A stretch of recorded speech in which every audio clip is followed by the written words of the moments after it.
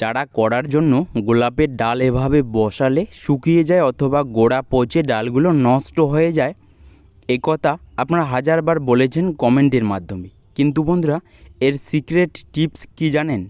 কোন পদ্ধতিতে করলে এরকম প্রচুর পরিমাণে শেকড় হবে ডাল থেকে, তা জানতে হলে ভিডিওটিকে দেখুন। ডাল নেওয়ার সময় চিকন বা মোটা দুটোই নিতে পারবেন, কিন্তু মনে রাখবেন যে ডালগুলো নেবেন সেগুলো যেন একটু পুরনো হয়। একদম নতুন অথবা কচি ডালের কিন্তু চারা সহজে হবে না। ডালগুলো বসানোর পর পচে যাবে গোড়া, শুকিয়ে যাবে ডাল। তো এই জন্য যে ডালগুলো বেছে নেবেন সেগুলো যেন একটু পুরনো হয়, বেছে বেছে কাটবেন। এরপর ডাল বসানোর সময় গোড়ার দিকে এভাবে সামান্য একটু অংশ কাটতে হবে। সম্পূর্ণ ডালটি যদি কাটিং না করে রেখে দেন তাহলে শেকড় সহজে হবে না। এভাবে কাটিংটি করলে এই কাটিংটুকুর মধ্যেই দেখবেন শেকড় হবে, তাই এই কাজটি ভালোভাবে করে নেবেন। আমি যে কন্টেইনার নিয়েছি তার নিচে বড় বড় ফুটো রয়েছে, এর জন্য একটি নেট দিয়ে দিলাম। ডাল বসানোর জন্য দুটো জিনিস ব্যবহার করতে পারেন, একটি হলো কোকোপিট, অপরটি হলো বালি। তো কোকোপিট আমাদের বাড়িতে থাকে না বলে আমরা কিন্তু এই বালি ব্যবহার করতে পারি। তো বালিতেও হবে, কোনো সমস্যা হবে না। বালি ভরিয়ে নেওয়ার পর ডালগুলো বসানো যাবে। তবে গোলাপের ডাল থেকে সহজে শেকড় আসে না, তো এই জন্য কী করবেন, যে কোনো একটি রুটিং হরমোন ব্যবহার করতে হবে। অর্গানিক পদ্ধতিতে বাড়িতে যদি অ্যালোভেরা থেকে থাকে তাহলে এভাবে ব্যবহার করতে পারেন এই ডালের গোড়ায়, তারপর বসাতে হবে। দ্বিতীয়ত যদি মধু থাকে সেটাও ব্যবহার করা যাবে।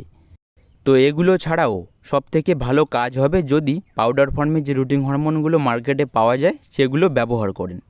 তাই হাতের কাছে যেটা থাকে অবশ্যই একটি রুটিং হরমোন ব্যবহার করতে হবে, কারণ গোলাপের ডাল থেকে চারা করা অতটা সহজ নয়, একটু কঠিন কাজ। তাই এভাবে রুটিং হরমোন ব্যবহার করতে হবে চারা করার জন্য। ডাল বসানো হয়ে গেলে বালিতে ডাল বসালে জল দিতে হবে ঘন ঘন, সপ্তাহে 2 থেকে 3 দিন। কিন্তু কোকোপিটে ডাল বসালে সপ্তাহে 1 দিন জল দিলেই হবে। ডালগুলো বসানোর পর যদি প্লাস্টিক দিয়ে কভার করে রাখেন তাহলে 100% রেজাল্ট পাওয়া যাবে। তো আমি দেখাবো, এই ডালগুলোকে আমি খোলা আকাশে রেখেছি। তো বন্ধুরা, যদি এভাবে খোলা আকাশে রাখেন তাহলে কিন্তু এই সমস্যা দেখা দেবে। বেশিরভাগ ডালেই এভাবে শুকিয়ে পচে যাবে।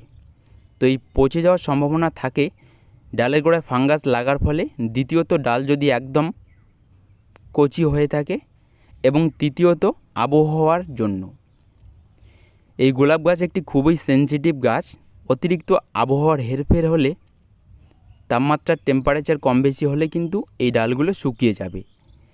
তাই আপনারা চেষ্টা করুন প্লাস্টিক দিয়ে কভার করে রাখার, তাহলে এই সমস্যা দেখা দেবে না। দেখুন, এটা 15 দিনের রেজাল্ট, মাত্র 2টো ডাল রয়েছে। আমি এ দুটোকে আরও কিছুদিন রেখে দেব, কারণ 1 মাসের কম কিন্তু এই ডালগুলোর থেকে শেকড় হয় না। তো এই ডালগুলো প্রথম থেকেই ভালো ছিল বলে দেখুন 1 মাস টিকে রয়েছে, এবং তুলে দেখাবো শেকড় হয়েছে কিনা। তো বন্ধুরা দেখুন, সুন্দর শেকড় হয়েছে। তো বন্ধুরা, শেষে আমি সিক্রেট কিছু টিপস শেয়ার করব। গোলাপ গাছের ডাল হয় 2 ধরনের, একটি হলো দেশি এবং অপরটি হলো হাইব্রিড। তো এটা হলো হাইব্রিড গাছের ডাল। যদি হাইব্রিড গাছের ডাল বসান তাহলে শেকড়গুলো একটু মোটা টাইপের হবে, এবং এগুলোর থেকে চারা হওয়ার সম্ভাবনা খুবই কম থাকে।